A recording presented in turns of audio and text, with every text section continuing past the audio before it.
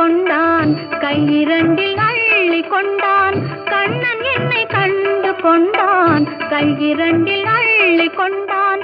பொன்னழகு மேனி என்றான், பூச்சரங்கள் சூடி தந்தான். பொன்னழகு மேனி என்றான், பூச்சரங்கள் சூடி தந்தான்.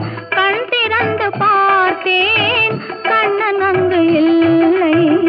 கண்ணீர் பெருகியதே.